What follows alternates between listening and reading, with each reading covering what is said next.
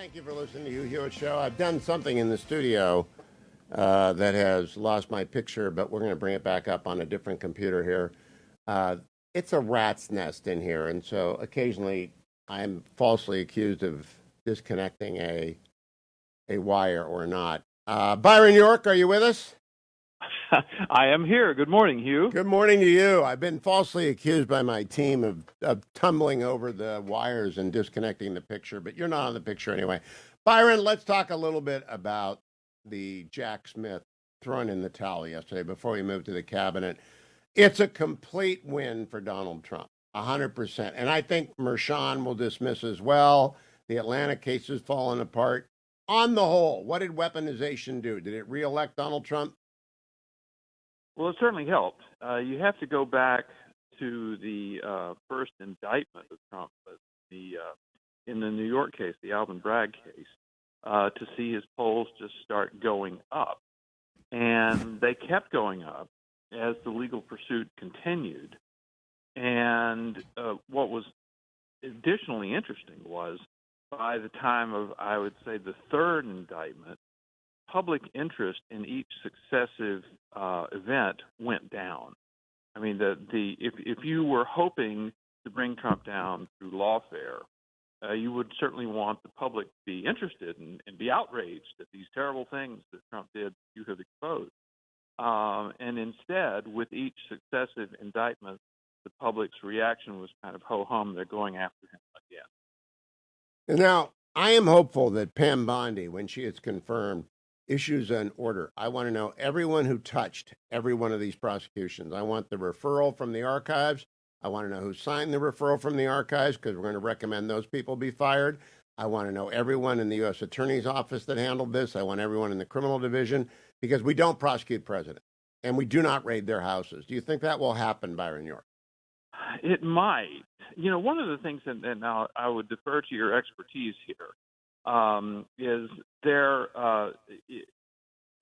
by January 2029, when Trump would leave office, all of these charges would be past the statute of limitations. Although, as we've seen in other cases, there will be people who argue that no, it's not. They can still go after Trump. It seems to me that the one thing you cannot have is a criminal charge hanging over a president. And it seems to me that it would be a good idea to make that clear, that these charges are dead, completely, forever dead. Now, how do you, by pardon, you mean? Well, now you're the lawyer here, but didn't they ask that these be dismissed without prejudice so that they could be brought up again in the future if necessary? So why do that? Yeah, I think that the statute of limitations would bar them, the obstruction case in particular, and the January 6th related cases, which were nonsense to begin with. So I don't know that they have to do it. I'd have to look into it. But I know one thing: I would fire everybody who had anything to do with it from the beginning. Let me ask you, Byron. There's a new book out called The Meese Revolution, which I have reviewed for the Free Beacon for this weekend. And it talks about what Ed Meese did in 3.5 years at the Department of Justice. And it was truly extraordinary. The one place of the resistance under Ed Meese were the permanent deputy solicitors general. Charles Freed was Meese's SG, and Charles is a good guy, teaches at Harvard and went up to Harvard afterwards. He's sort of a very liberal Republican. And he was the reach out to the permanent deputies. If I'm Pam Bondi, I ask Mr. Sauer, who's the nominee to be SG, to fire every one of them, one a week for the next 20 weeks and replace them with a serious originalist. Do you think they will be that bold at justice? Well, they should be that bold. In a bigger sense, I think you could probably say that personnel was the biggest failure of Trump's first term in office. And the reason for that was Trump sort of believed that you could just appoint a cabinet secretary and then you would have control of that cabinet agency. And it doesn't work that way. You have to go down as deep as you can to make sure that you control, that the President of the United States controls the agency. So instructing his cabinet appointees, first of all, filling all the offices, and Trump sometimes just didn't fill positions further down in the departments. First of all, filling those all, and then having your cabinet officers like Pam Bondi go deeper than that is absolutely essential this time around for Trump. No, I want to talk to you about reconciliation. I wrote a column for Fox News this morning Yeah, on I saw it. reconciliation. And I really want them to roll out fast.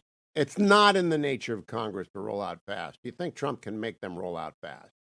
Well, he's certainly gotten a really fast start with the things that he controls, naming his cabinet and other top officials. I mean, he has been moving really fast, and the message of that is, yeah, there's 2 or 3 that are still controversial, but I mean, look at the large number of really good decisions he's made, and the message of that is he's not messing around, and he's in a hurry, and he understands that he is a lame duck president.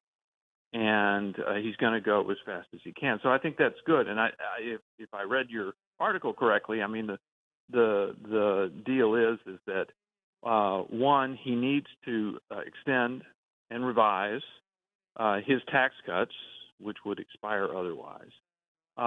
You do that through reconciliation, but you only do that when you have a budget. So please, Mr. Speaker of the House, let's get a budget.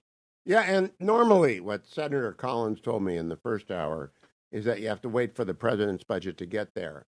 That's all procedure. I think that if you take Russ Vought and Mike Waltz, the one guy is OMB, the other guy is National Security Advisor, you put them in a room with the chair of budget in the Senate and Susan Collins, who will chair appropriations, and the chair of appropriations and budget in the House, and you say to the 6 of them, we want the budget. We want the top line. We want to jam it through. And then if you're Trump, you say to everyone, if you oppose this budget, I'm going to primary you. I'm going to find someone to primary you. Because the economy's got to be booming by the reelect, right, Byron? Or they'll lose the House. Yeah. And, I mean, they barely have the House right now. I mean, what is the Republican total now? 221. I think that Duarte's going to hold on. Okay. Yeah, 221. That is really incredibly tight. So moving as fast as possible is absolutely essential. So let me talk to you about some other things that are in there. And I talked with Senator Collins about this again. Trump has promised a defense buildup, and it's got to be significant. It's got to be big, and it's got to really chop the Army and send money to the Navy. Do you think that Pete Hegseth has got a grip on this, or do they need a deputy Secretary of Defense who's the numbers guy or gal, who's the inside person to work the building while Pete works recruitment? I think the latter, definitely. I mean, there's the big question about Pete Hegseth. I mean, I will just say I went through and I read the police report and all the stuff we have from this case in California, which is just an embarrassing episode, but nothing more than that. But the big question, the real question, the substantive question is the Pentagon budget, I think, is about $850 billion. Yeah. It's a huge organization. And does he have the management skills to run that organization? So I think, I think in terms of the direction of the military and the tone and the culture of the military, I think he's got really good ideas. And so I think it would be very important to have somebody there more familiar with the $850 billion. And you need a Secretary of the Navy and one of the Army and one of the Air Force who actually can prioritize and acquire, but especially the Navy.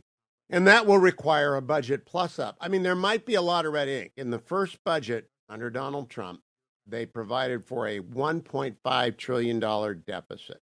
That's what allowed the Trump tax cuts to come through.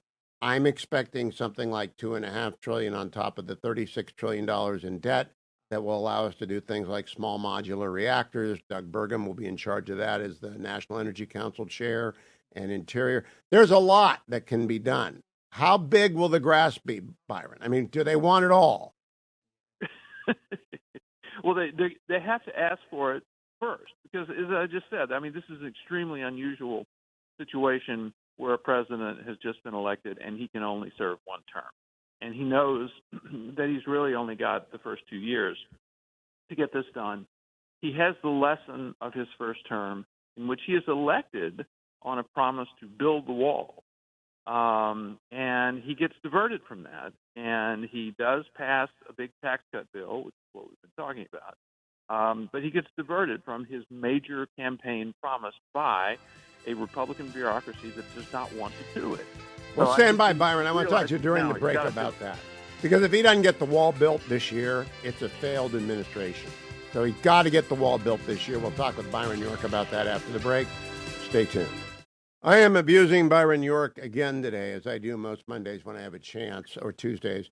Byron, in terms of the budget reconciliation process, he can put in the money and the authority to build the wall, notwithstanding any other law. They had that the first go around; it was not used. Do you think that is a must-have for Donald Trump? Absolutely. I mean, we were just saying that the real one of the greatest failures of his first administration was the failure to build the wall as he had promised. And we're not talking about 2,000 miles, but we're talking about a wall on about 1,000 miles of the Correct. U.S.-Mexico border that needs it. And he got talked out of it. And he got, he was told by the Republican leadership, we'll take care of this after the midterms, 2018 midterms, when they lost the House, but that was not going to happen. So right now he has a tenuous hold on the House, but he's got the House, he's got the Senate, and he's the president. This is the time to do it. There's also a chance, and I would do this, but you're a better pulse taker of the GOP generally than I am. I would add in regularization for the Dreamers, a Nixon to China move in this authorization and the reconciliation. Do you think that is possible? Do you think that is wise? Well, there's two different strains really in the Republican Party. I mean, there is a group that wants to deport everybody who's in the United States illegally. Now, you can say that's not possible. I don't think it's physically possible, but that's what they would like to do. And then there are other people who say that's not really possible. What you have to do is stop the flow. You can reverse some of the damage that was done during the Biden years, but not all of it. And the best you can get is to stop the flow and regularize people who are actually here. My feeling is with the people who come in the last 3 years who have not obviously had a long history in the United States, you can actually deport quite a few of them. But in terms of people who've been here for a long time, you're not going to deport them, but you could use their future, that is regularization, to get yourself a wall. Well, this is the term I want people to use. Regularization is not a path to citizenship. It is a blue card. It is a purple card. It's a card that says you didn't get in legally, but we're going to let you stay here unless you get in trouble with the law in a serious way. And that might include a DUI. It might include a first-time arrest. You can come up with those rules, but it seems to me he would accomplish a political grand slam home run if he did both the wall and regularization for Dreamers. Byron, do you agree with that? Well, I think the wall's more important politically. Whatever he can do to get that done, because it was his premier campaign promise in 2016. It wasn't done. He tried to claim that it was really done, but it wasn't. And this is something and given what we've just seen for the last 4 years, the importance of it is huge. I think Mr. Homan being out there doing the messaging that he's doing is itself going to have an impact on people who are thinking about leaving for the United States. Do you agree that the messaging is now taking effect? Oh, absolutely. And I mean, and Homan is important for two reasons. One is messaging, and then two is the substance. He's going to do it. If it's possible to enforce some of the stuff, I think Tom Homan is going to get it done. So it is important, and I think I would assume we'll see some sort of rush or attempted rush to the border in the last weeks of the Biden administration. But clearly, what we saw in the Biden years and in the Trump years was that potential illegal border crossers follow the news. They know what's going on, and if they know that it is not possible to cross into the United States and be allowed to stay, which is the most important part, they will stop doing it. And if they see in their town, in Guatemala, Honduras, wherever they are, El Salvador, They'll stop. Stand by, Byron. I got to come back on air, and we'll continue this. I'm back with Byron York of the Washington Examiner, Fox News contributor extraordinaire. We're talking about the first budget and what can be done, and getting the wall done is primary. Now I want to talk to you about some secondary issues, but they're primary to me. It is possible in a budget reconciliation process, Byron, to say to the states, no more money from the Department of Education via block grants unless and until you enact school choice in your state.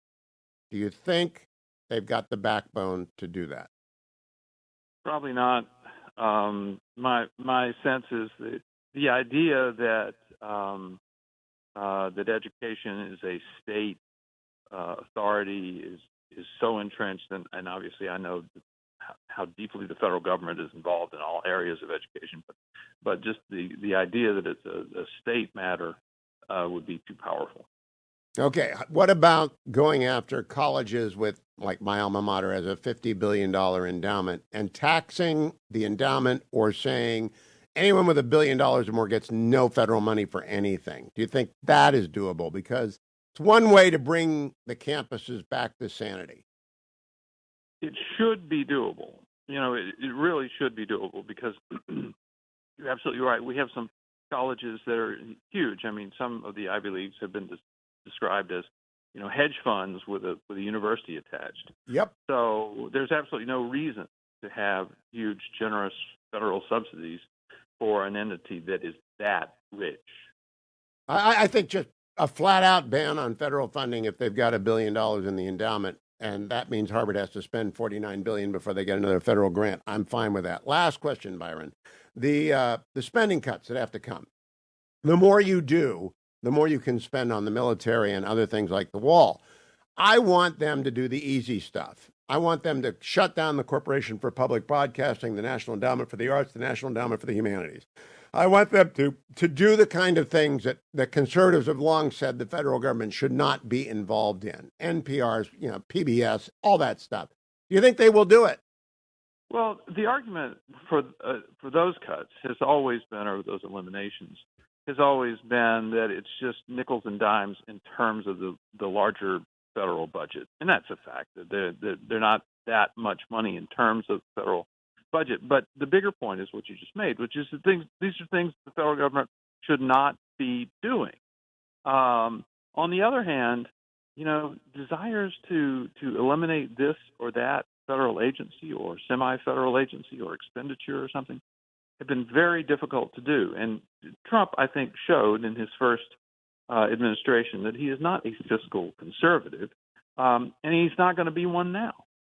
But these are particularly obvious targets for the simple reason that the federal deficit is over $1 trillion a year, the debt is at $36 trillion. But I do not believe anyone who says they're going to cut entitlements unless they can cut the easy stuff. It's like someone telling me they're going to lose 100 pounds. Lose 5 first, and I'll believe you. The 5 pounds are the Corporation for Public Broadcasting, NEA, NEH, and a bunch of other stuff. So shouldn't the GOP at least do that in the first budget? It's really extraordinary. The Corporation for Public Broadcasting is this thing that I think the Washington establishment sees as its own possession. Yes. So if you go after it and say, this whole idea of public broadcasting, it was from the 1950s and 1960s when there weren't even TV stations in some places. There was no cable. There was no other programming. There wasn't the web. And so you actually could use, quote, educational programming. Those days are long gone. The kind of stuff that they would have broadcast then is available in so many other places right now. If you just try to make this argument that it's an outdated idea, they just don't believe it. They think this is a personal possession of their own. And we go back to the Harvard endowment, $50 billion. The NEA and the NEH every year gets about $500 million total. Let Harvard pay for it. I do not understand why taxpayers have to pay for this stuff. And I think Republicans could score a lot of points if they put some pelts on the wall. Last question, Byron, will they? Are they going to zero out any federal agency? Is that the question? Yes. No. Byron, I think they will. I'm an optimist because they got to win. And they get 2 shots at this before the Congress typically flips. And they got to deliver something if they're going to run for re-election. If Trump hold on, Byron. I have one question to ask you off air. Okay, Byron, last question.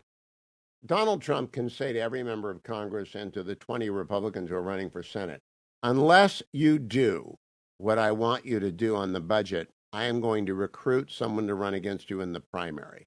Will that be effective? Now, that is a very credible threat that Trump can make. I mean, we were talking about, can Trump really zero out a federal agency or do something that he has threatened? Maybe not. But in terms of, I can withhold my support from you, I can find somebody to run against you. He's done it. He's shown an enormous power in terms of endorsing candidates in Republican primaries, and he's got a lot of power, which he could use there.